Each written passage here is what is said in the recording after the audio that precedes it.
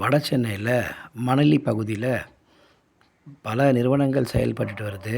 அதில் குறிப்பாக பல்ஜிபாளையம் பகுதியில் பயோஸ்பார்க் கேஸ் பிரைவேட் லிமிடெட் அப்படிங்கிற ஒரு நிறுவனம் செயல்பட்டுட்டு வருது.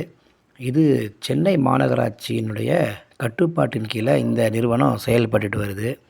இந்த நிறுவனத்தை தொடங்கி வச்சது அப்போதைய சென்னை மாநகராட்சி ஆணையாளர் ககம்தீன் சிங் பேடி. அவர் தான் இந்த நிறுவனத்தை தொடங்கி வச்சார். கிட்டத்தட்ட ஒரு 3 ஆண்டு காலமாக இந்த நிறுவனம் செயல்பட்டுட்டு வருது. இந்த பல்ஜிபாளையம் பகுதியில் கொடுங்கையூருக்கும் மணலிக்கும் இணைப்பு சாலையாக இருக்கக்கூடிய வழுதலைமேடு பிரதான சாலை என்ற பகுதியில் இந்த நிறுவனம் செயல்பட்டுட்டு வருது. இந்த நிறுவனத்தோட பணிகள் என்ன அப்படின்னா, காய்கறி, அழுகி போன காய்கறி, இதுபோல் இயற்கையாக கிடைக்கக்கூடிய காய்கறிகளிலிருந்து, பழங்கள், இது போன்ற பொருட்களிலிருந்து கேஸ் உற்பத்தி செய்கிறாங்க. அதாவது வாயுவை உற்பத்தி செய்கிறாங்க. இந்த வாயு சிலிண்டரில் அடைக்கப்பட்டு, அதாவது நிறுவனங்களுக்கு பயன்படக்கூடிய சிலிண்டர்களில் அடைக்கப்பட்டு இது சப்ளை செய்யப்படுறாங்க, விநியோகம் செய்கிறாங்க இந்த கேஸை. இந்த பகுதியில் இந்த நிறுவனம் செயல்படுறது ரொம்ப தவறு அப்படின்னு பொதுமக்கள் ஏற்கனவே குற்றச்சாட்டுகளை தெரிவிச்சுட்டு தான் வந்திருந்தாங்க.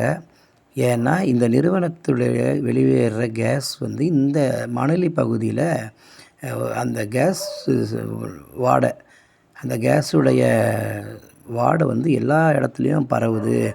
இது ஒரு வேளை இது என்றைக்காவது ஒரு நாள் வெடிச்சிச்சு இந்த கேஸ் அப்படின்னா சுற்றி இருக்கிற ஊர் மக்களுக்கெல்லாம் பாதிப்பு ஏற்படும். அதனால் இந்த நிறுவனத்தை எடுத்துடணும் இங்கேருந்து அப்படின்னு சொல்லி ரொம்ப நாளாகவே இந்த மக்கள் கோரிக்கை வச்சுட்டு தான் வராங்க. ஆனால் இதுக்கு மாநகராட்சி தரப்புலேருந்தோ இல்லை அரசாங்கம் தரப்புலேருந்தோ எந்த ஒரு உத்தரவுமே பிறப்பிக்கலை இது வரைக்கும்.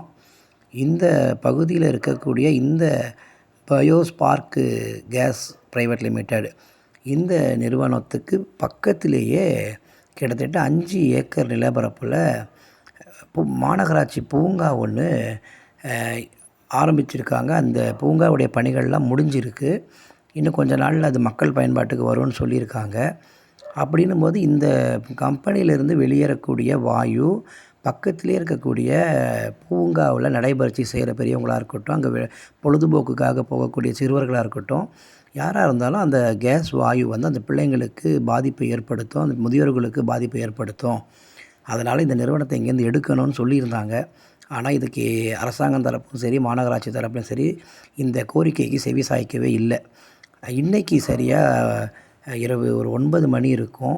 வீட்டில் எல்லாருமே அவங்கவுங்க வீட்டில் சாப்பிட்டுட்டு நிறைய பேர் வீட்டில் படுத்தாச்சு, தூங்கியாச்சு. இந்த சமயத்தில் திடீர்னு ஒரு வெடி சத்தம் போல் வீடே அதிர்றது மாதிரி மக்கள் உணர்ந்தாங்க. அப்போ கூட மக்கள் எல்லாரும் நிலநடுக்கம் வந்துருச்சோ, ஏதோ பூகம்பம் வந்துருச்சோ அப்படின்னு பயந்து போய் பதறி போய் மக்கள் வீடுகளை விட்டு வெளியேறினாங்க, சாலைகளில் தஞ்சம் புகுந்தாங்க. இந்த வெடி சத்தம் எங்கேருந்து தான் வந்துச்சுன்னு மக்களுக்கு ரொம்ப குழப்பம். அப்புறம் சுற்று வட்டாரத்தில் இருக்கிற பகுதி மக்கள் எல்லாம் அங்கேயும் இங்கேயும் ஓடி போய் இந்த வெடி சத்தம் எங்கே வந்தது, ஒரு வேளை கேஸ் எதுவும் வெடிச்சிச்சா யார் வீட்லேயும், என்ன ஆச்சுன்னு தெரியலையேன்னு பதறி அடித்து போய் ஊர் மக்களே ஒன்று திரண்டு 4 பக்கமாக சிதறி போய் என்ன நடந்ததுன்னு சொல்லி ஒவ்வொரு தெரு வீதியாக போய் பார்க்கும்போது இந்த பயோஸ்பார்க் பிரைவேட் லிமிட்டடில் கேஸ் வெடிச்சிச்சு அப்படின்ற செய்தி மக்களுக்கு சொல்லப்பட்டுச்சு. அது பக்கத்திலேயே காவலர்கள் உடனடியாக வந்தாங்க. ஆனாலும் அந்த நிறுவனத்துக்கு உள்ளே அவங்களால நுழைய முடியல. அந்த அளவுக்கு கேஸ் ஸ்மெல்லு. எப்படியோ அவங்க அங்கேருந்து உள்ளே போய் அந்த இடத்தெல்லாம் பார்வையிட்டு அதுக்கு பிறகு தீயணைப்புத்துறை வர ஆரம்பித்தாங்க. அதுக்கப்புறம் வருவாய்த்துறை, அதுக்கப்புறம் அந்த ஏரியா கவுன்சிலர் வந்தார். அதுக்கப்புறம் கடைசியாக இந்த வட சென்னையுடைய எம்எல்ஏ கேபி சங்கர் அவர்கள் பார்வையிட்டாங்க. அப்படின்னு இந்த நிறுவனத்தில் இப்போதைய சூழ்நிலையில் பயங்கர தீக்காயங்களோட 3 பேர் மருத்துவமனையில் அனுமதிக்கப்பட்டிருக்காங்கன்ற செய்தி வெளியாகிருக்கு. ஒருவருடைய யாரேனும் வேறு யாராவது உள்ள அவங்க சிக்கிக்கிட்டு இருக்காங்களா அப்படின்னு சொல்லி ஜேசிபி உதவியோட பிரேக்கரெல்லாம் போட்டு இடித்து அந்த இடத்த நீங்கள் இந்த வீடியோவில் பார்த்தாலே தெரியும். அந்த இருந்த அந்த இடமே தடமே தெரியாத அளவுக்கு அந்த கேஸ் வந்து வெடிச்சிருக்கு. கிட்டத்தட்ட அங்கே 3 கேஸ் பிளானட் உள்ளே இருக்குதுன்னு சொல்கிறாங்க. அதில் 2 பிளானட் வெடியலை, ஒரு பிளானட் மட்டும் வெடிஞ்சதுன்னு சொல்கிறாங்க.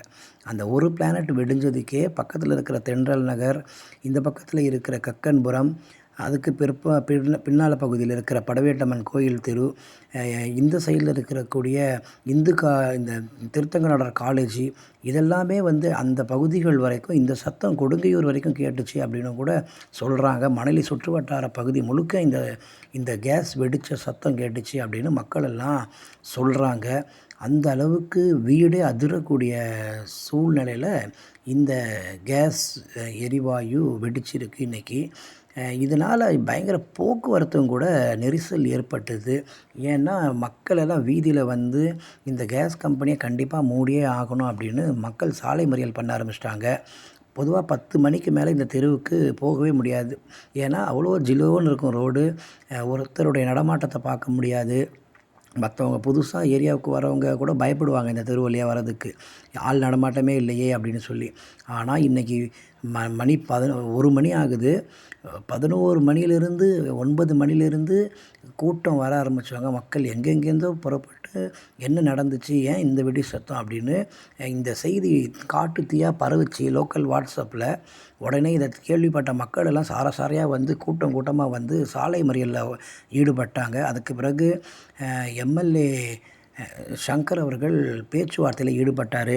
கட்டாயமாக நீங்கள் சொல்கிற மாதிரி இந்த நிறுவனத்தை நாங்கள் மூடுறோம், அதுக்கான நடவடிக்கைகள் எடுக்கிறோம், தயவு செஞ்சு நீங்களாம் கலைஞ்சி போங்க அப்படின்னு சொல்லி உறுதியளித்தார். ஆனாலும் மக்கள் வந்து ரொம்பவே பயந்து போய், நாங்கள் குழந்தைங்கள வச்சுருக்கோம், வயசானவங்களை வீட்டில் வச்சுருக்கோம், இது வந்து ஒரு பெரிய ஆபத்து வர்றதுக்கான ஒரு அறிகுறி மாதிரி இந்த கேஸ் வெடிப்பு இருக்குது, எங்களுக்கு பயமாக இருக்குது, எங்கள் உயிரை காப்பாற்றணும், நீங்கள் தான் மக்கள் பிரதிநிதியாக, நாங்கள் உங்களை தானே தேர்ந்தெடுத்திருக்கோம், நீங்கள் தானே எங்கள் உயிருக்கு உத்தரவாதம் கொடுக்கணும் அப்படின்னெல்லாம் எம்எல்ஏவை முற்றுகையிட்டு மக்கள் போராட்டத்தில் ஈடுபட ஆரம்பித்தாங்க. ஒரு 2-3 மணி நேரத்துக்கு மேலே அந்த இடமே ஒரு போர்க்களம் போல் காட்சி அளிச்சிச்சு. மீட்பு பணிகள் இன்னும் நடந்துகிட்டே இருக்குது.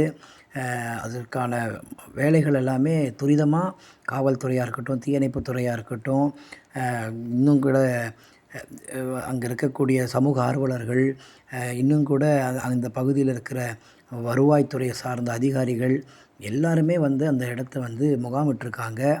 இரவு முழுக்க இந்த மீட்பு பணி நடக்கும்னு சொல்லியிருக்காங்க. தீயணைப்புத்துறை இந்த விவகாரத்தில், இந்த விஷயத்தில் பெரிய பங்கு அவங்க ஆற்றியிருக்காங்க. அவங்க தான் இன்றைக்கி முழுக்க அங்கே களத்தில் நின்று இன்னும் எத்தனை பேருடைய உயிர் அதில் இருக்குதுன்னு தெரியல, இன்னும் எத்தனை பேரோட நிலைமை என்ன ஆச்சுன்னு தெரியல அப்படின்னு சொல்லி அங்கே இருக்கக்கூடிய அந்த இடிஞ்சு போய் சதைஞ்சு போயிருக்க கட்டடத்தை அவங்க கொஞ்சம் கொஞ்சமாக எடுத்து அந்த கற்களெல்லாம் ஒரு பக்கம் நவுத்தி யாரேனும் அதில் சிக்கியிருக்காங்களான்னு சொல்லி பார்த்துக்கிட்டு இருக்காங்க. இன்னும் முழுமையான தகவல் சில மணி நேரத்தில் வெளியாகும். ஏன்னா இது வரைக்கும் 3 பேரை மருத்துவமனையில் அனுமதிச்சிருக்காங்கன்ற தகவல் வெளியாகிருக்கு. ஆனால் அதில் எத்தனை பேர் இறந்தாங்க, இன்னும் எத்தனை பேர் உள்ளே இருக்காங்கன்னு தெரியல. இது வந்து இரவு நேரத்தில் நடந்ததுனால உயிர் சேதம் ரொம்ப ரொம்ப ரொம்ப குறைவுன்னு சொல்லலாம். இதே பகல் நேரத்தில் இந்த கேஸ் வெடிச்சு இருந்துச்சுன்னா, பெண்கள் இருக்காங்க, குறிப்பாக அந்த நிறுவனத்தில் வேலை செய்யக்கூடிய பெண்கள், வட மாநிலத்தை சேர்ந்த தொழிலாளர்கள் அந்த பயோஸ்பார்க் கேஸ் பிரைவேட் லிமிட்டெடில் இருக்காங்க. இப்படி தொழிலாளர்கள் மதியான நேரம் காலையில் நேரத்தில் அதிக அளவில் இருப்பாங்க. இந்த நிறுவனத்தினால என்ன பெரிய சிக்கல் இருக்குன்னா, அவங்க அந்த குப்பை வண்டி வந்து லாரியாக கொண்டு வராங்க ஊருக்குள்ளே. இதனால் பயங்கர போக்குவரத்து. 1 மணி நேரத்துக்கு பார்த்திங்கன்னா எப்படியும் ஒரு டேரஸ் லாரியில் வர அளவுக்கு குப்பைகள் கொண்டு வந்து அங்கே அந்த காய்கறி கழிவுகளை கொட்டுறாங்க அந்த நிறுவனத்துக்குள்ளே. ஒரு மணி நேரத்துக்கே ஒரு 10 வண்டிக்குள்ளே வந்துடும். அந்த அளவுக்கு இக்கட்டான சாலை வழி. அதாவது நான் சொல்லக்கூடிய இடம் எதுனா, கொடுங்கையூர்லேருந்து மணலி போகிற வழியில் இருக்கக்கூடிய பல்ஜிபாளையம் வரைக்கும். அது நடுவில் சின்னாண்டி மடம்ன்ற ஒரு ஏரியா இருக்குது. அதுக்கு அடுத்து திருத்தங்கநாதர் கலைக்கல்லூரி இருக்குது. இதெல்லாம் சாலை ரொம்ப குறுகலான சாலை. அதில் வந்து காலையில் நேரம் டிராஃபிக் ஜாம், இரவு நேரத்தில் டிராஃபிக் ஜாம் ஆகும். இந்த சமயத்தில் வந்து குப்பை லாரிகள் வந்து போக்குவரத்துக்கு ரொம்ப கடுமையாக பாதிக்கும். இதெல்லாம் ஒரு பக்கம் இருந்தால் கூட அந்த கேஸு லீக்கேஜ் ஆகி ஸ்மெல் ஏற்படுறதெல்லாம் மக்களுக்கு ரொம்பவே உபாதைகளை ஏற்படுத்துது அப்படின்னு அந்த பகுதி மக்கள்லாம் சொல்கிறாங்க. ரொம்பவே இந்த விஷயம் அரசாங்கம் தீவிரமாக இதை கையில் எடுத்து இங்கே இருக்கிற பகுதி மக்களுடைய உயிருக்கு அவங்க தான் உத்தரவாதம் கொடுக்கணும் அப்படிங்கிறதையும் பொதுமக்கள் இன்றைக்கி எம்எல்ஏ கிட்ட சொல்லியிருக்காங்க. இதில் சில முற்றுகையிட்ட சில பொதுமக்கள் சொல்கிறாங்க, இவங்க உண்மையை மறைக்கிறாங்க, சும்மானாச்சுக்கும் டிரான்ஸ்ஃபார்மர் வெடிச்சிச்சின்னு சொல்கிறாங்க. ஆனால் டிரான்ஸ்ஃபார்மர் வெடிச்சிருந்தால் முதல்ல ஈபியிலேருந்து தான் வந்திருக்கணும், மின்சாரத்துறையிலேருந்து தான் வந்திருக்கணும். ஆனால் இங்கே முழுக்க உள்ள ஈடுபட்டு இருக்கிறது தீயணைப்புத்துறையும், காவல்துறையும், வருவாய்த்துறை அதிகாரிகளும் தான். இது வந்து டிரான்ஸ்ஃபார்மர் அந்த நிறுவனத்துக்கு வெளியே தான் அமைச்சு வச்சுருக்காங்க. வெடிச்சிருந்தால் வெளியே இருக்கிற டிரான்ஸ்ஃபார்மரும் வெடிச்சிருக்கணும். ஆனால் அதெல்லாம் இது ஏற்படலை. இது இவ்வளோ தூரம் இந்த கட்டடமே இடிஞ்சு குலுங்கி போய் விழுகுது. அந்த ஊர் பகுதி முழுவதும் அந்த வெடி சத்தம், அந்த கேஸ் வெடித்த சத்தம், பூகம்பமே வந்துடுற மாதிரி அதிர்ந்து போனாங்க. எல்லாருமே அதை உணர்ந்தாங்க. அப்படி இருக்கிற பட்சத்தில் எப்படி இது வந்து கேஸு வெடிக்கலை, டிரான்ஸ்ஃபார்மர் தான் வெடிச்சிச்சின்னு சொல்கிறாங்கன்னு தெரியலை. இது மறைக்க முயற்சி பண்ணுறாங்க அப்படின்னு மக்கள் குற்றச்சாட்டை முன்வைக்கிறாங்க. ஆனால் எது எப்படியோ இது என்ன நடந்துச்சு, இது என்ன விவகாரம், இதில் எத்தனை பேர் உயிர் பலியாகிருக்காங்க அப்படிங்கிற தகவலெல்லாம் கூடிய விரைவில் வெளியாகும் அதிகாரப்பூர்வமாக. அது நடுவில் ஆனால் மக்கள் உறுதியாக சொல்கிறாங்க, இந்த கேஸ் வெடித்தது மூலமாக தான் இந்த பாதிப்பு அப்படின்றத மக்களும் சொல்கிறாங்க. அங்கே உள்ளே இருக்கக்கூடிய அதிகாரிகளில் சில அதிகாரிகள் இதை உண்மையை ஒப்புக்கொள்கிறாங்க, கேஸ் தான் வெடிச்சிருக்கு அப்படின்னு சொல்லி. ஆனால் அதிகாரப்பூர்வமான தகவல் கூடிய விரைவில் வெளியாகும். ஆனால் இந்த கேஸ் வெடித்ததுனால தான் இவ்வளோ பெரிய சத்தத்தோட ஊர் மக்கள் எல்லாருமே பயந்து நடுங்கி போய் பார்த்தது இதனால தான். இனிமே தான் இதோடைய விவரங்கள் எல்லாம் முழுமையாக தெரிய வரும்.